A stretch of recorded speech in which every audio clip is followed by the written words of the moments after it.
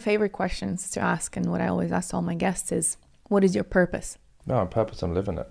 Like, this is, it's a cliche, and I hate to always say this, but like the whole follow your passion thing, I found it, and I found it at a very young age. I was blessed to actually find it at a young age.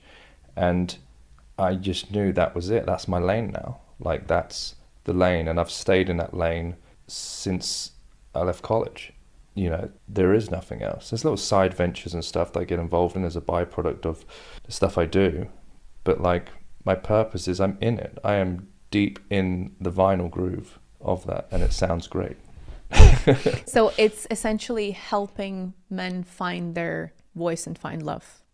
Yeah, majority has been men. As I said, though, like, majority of my career has been teaching men because that's the path I've gone myself. But then I've had women that have been intrigued about my work, and then they found themselves having my teachings work for them. As I was saying the other day about the LGBTQ guy, like, when I got that inquiry in, it was like, he was inquiring about my coaching, and he's like, oh, there's one other thing, like, I'm gay. I'm like, okay. I was like, here's the deal. Like, there's a lot of stuff I can teach you. Like, I can teach you about communication, chemistry, how to build it. That other bit, I'm sure you can work that bit out yourself. Like, that's not something that I honestly can't share my knowledge of that. And it was a fantastic experience, like, working with that guy. It was really refreshing for myself and my team, because it made us realize everything that we've been doing for so many years, helping mainly hetero people, is just instantly transferable. We have the same issues, and the psychology is the same. Yeah, like, this guy was going to like the gay bars and the drag nights and stuff. It was such a good week, and he just had the same sort of resistance as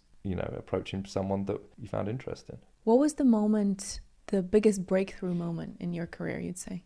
There's many, and there's always a ceiling to smash, but something that really changed something for you.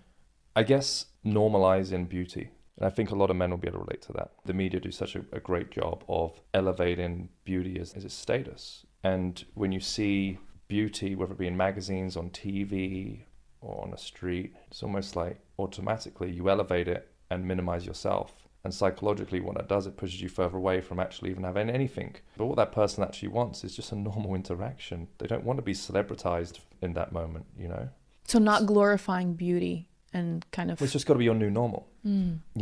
Like, if there's certain superficial aspects you like in someone and you recognize them, then that needs to be your new normal. You really need to treat that as normal. And when I started doing that, I genuinely started having real interactions with those sort of people.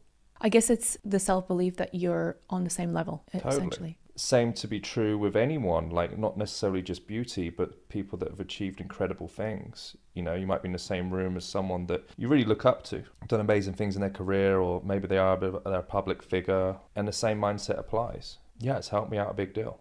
Some people may call that an imposter syndrome. They may feel like good enough or worthy enough to actually present themselves in front of that person. That the automatic thought that is triggered in their head is, oh, well, why would they wouldn't want to speak to me because I'm not on their level, or, oh, they're out of my league. That conversation is ridiculous that you're having with yourself. That's such a relevant topic for me. I realized very recently that I've kind of been staying away from that term for a very long time. But very recently I had this thought that actually I've been having this for a very long time, and I just didn't realize that I did. I thought that's just part of how I feel. But I don't have this with other people. I've always found it extremely easy to walk up to anyone, and whoever they are, extremely, famous or whatever, anyone, and strike up a conversation or make a connection. But it's more kind of self-related. So basically self and achievement versus the what could have or what I should have. It's more, I guess, relative towards that. Yeah.